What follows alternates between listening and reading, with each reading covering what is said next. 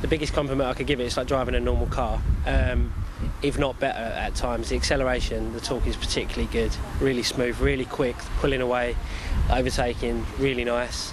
It seems a bit odd when you first drive it because the lack of sound and the lack of having an engine basically. But no, overall I was really, really impressed. Obviously the main thing about buying one would be sort of the eco value of it, not just because everyone should do their bit, but because it saves you a lot of money as well on petrol prices being so high. I mean, the guys told us this morning the costs are a fraction of buying petrol, and even using fossil fuel at the minute is still 50% cleaner.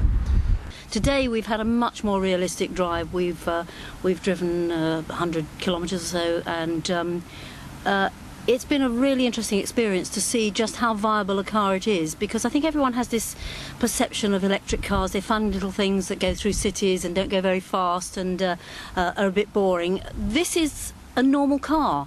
It has very vivid acceleration. I think anyone who got in it for the first time and had never driven an electric car before will be absolutely amazed at how vibrant the driving experience is. It goes like a normal car, it goes around corners, it handles perfectly well.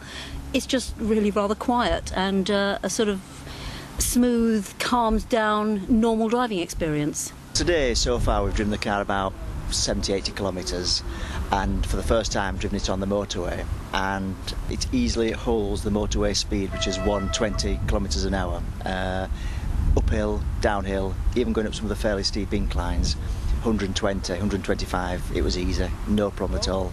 The mileage did remain pretty constant, even when you put your foot down in normal drive mode.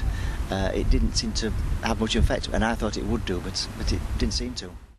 Well, in a good way, it's very ordinary. I mean, the first electric car I drove, about 15-16 years ago, was a conversion of a dung brown Ford Fiesta, and it sounded rather like a cat being tortured by a Black & Decker drill, and it went about as quickly. This is, it's a perfectly pleasant car. It rides well, you can seat four, and it functions as a regular family car. Yeah, there's a place for it. Today we proved that this car is capable of doing 100 miles per charge. We've done city driving, we've done highway driving, and we've done motorway driving or freeway driving. And it's, here it is, it's fine. And I think we're the only people today that have driven all 3 test routes without having to recharge the car. And part of that comes from knowing that the car, believing in the technology, and knowing that, when the car starts complaining it's getting low on charge, knowing that you can still make it to your end destination.